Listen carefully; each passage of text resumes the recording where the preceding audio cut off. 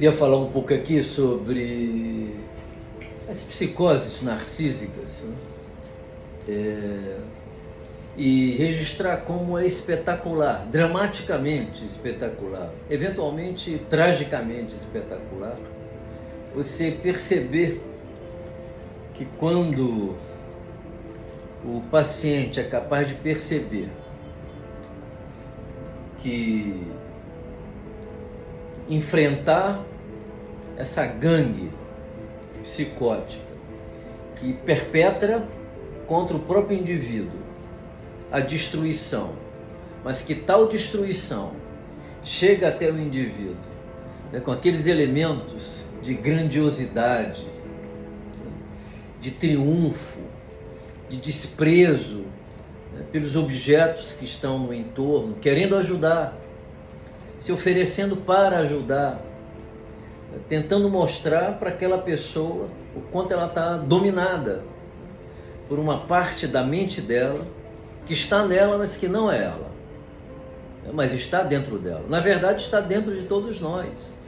Essa parte destrutiva é a pulsão de morte que Freud chamou. Todos nós atravessamos o narcisismo primário, mas de alguma maneira elaboramos esse narcisismo e avançamos na direção do narcisismo secundário, que é o narcisismo que nos acompanha por toda a vida. Mas algumas pessoas ficam muito presas no narcisismo primário. Então o mundo é delas, o mundo deve elas. E todas as pessoas que estão ali e que não estão a serviço, né, de louvar e incensar, né, essa identificação com um Deus, essas pessoas são sentidas como persecutórias, perseguidoras e inimigas também. De alguma maneira elas são vistas como pessoas que querem concorrer e que estão apostando na destruição daquela pessoa. Então há uma inversão verdadeiramente dramática e espetacular do bom. O bom passa a ser o ruim, o mal. E o mal é idealizado como o bom. E é exatamente assim que a destrutividade leva o indivíduo para a sua ruína. Ele idealizando que está pleno de razão, principalmente, e que todas as outras pessoas que tentam ajudar, mostrando que as coisas não estão funcionando como aquela pessoa está imaginando que está funcionando, são sentidas como perseguidoras e que precisam ser afastadas, porque concorrem, querem o mal daquela pessoa, não querem o bem.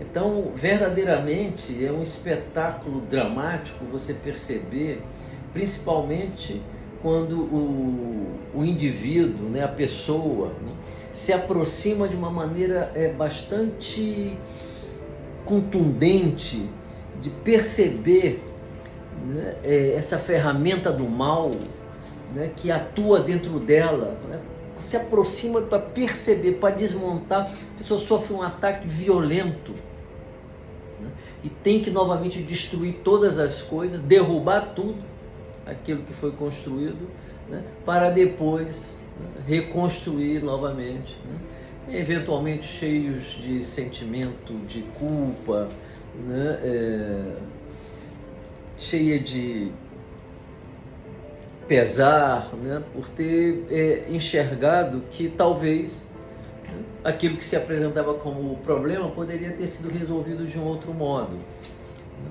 se não tivesse atingido a onipotência e o sentimento de ser usado, ou usada, abusado ou abusada, maltratado ou maltratada, né, porque tem aí um delírio, né, a verdade fere o indivíduo, né? E ele sente então a verdade como uma espécie de punhal que tem o objetivo de matá-lo ou matá-la. Não percebe, né, que é exatamente o contrário, que a oferta está sendo uma oferta para ajudar a pessoa a sair daquele mundo.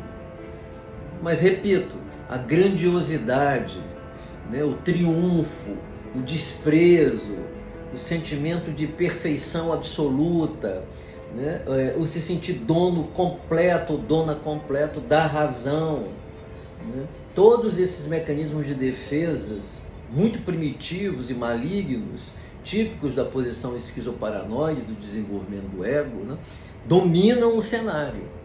E aí o resultado pode ser verdadeiramente imprevisível, né? Que a pessoa tem um ataque, ou como se diz, um surto, né? E que não consegue enxergar coisa nenhuma, se sente muito perseguido, né? E depois isso vira, né, para um profundo sentimento de culpa, né, e de arrependimento, mas que não se sustenta, não se consolida, porque a pessoa, para sair desse sentimento de culpa, né, desenvolve um outro tipo de mania, que é um tipo de reparação maníaco. A pessoa não quer sentir nenhum tipo de sofrimento. A pessoa não entende que a posição de luto é uma posição de sofrimento, que é demorada, que não é no estalar de dedo, que não é mágico, não tem mágica.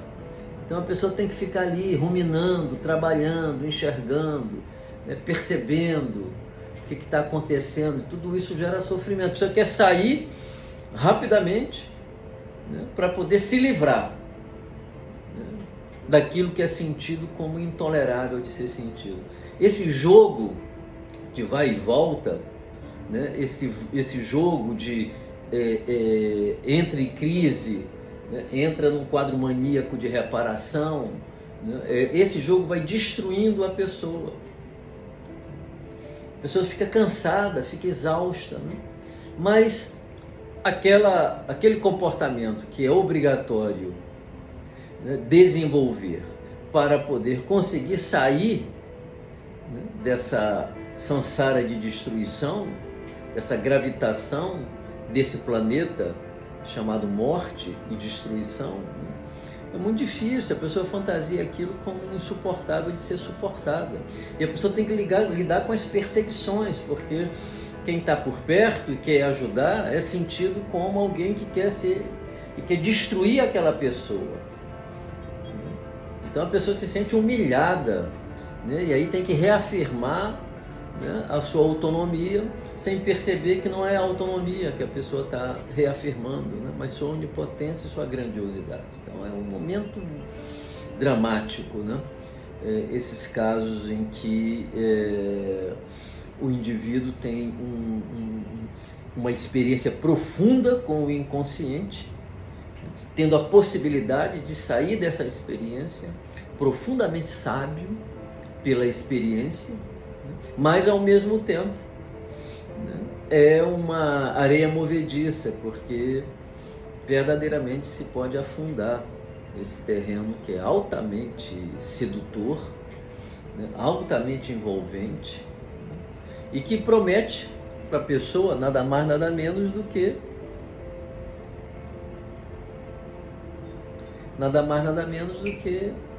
libertação, que é uma mentira, né? Uma mentira. É da natureza do demônio, né?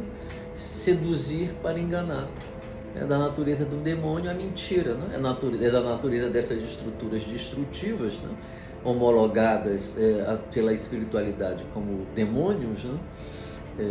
A analogia espiritual, né, dessa percepção psicológica, né, dos trabalhos começa com Freud, é claro, mas dos trabalhos de Klein, e depois de forma mais aguda os trabalhos de Rosenfeld, de Steiner, né, de grandes psicanalistas que perceberam, né, a atuação dessa gangue destrutiva que seduz as partes boas do self a colaborar com elas, oferecendo prazer e libertação e felicidade imediata, né? É uma grande mentira.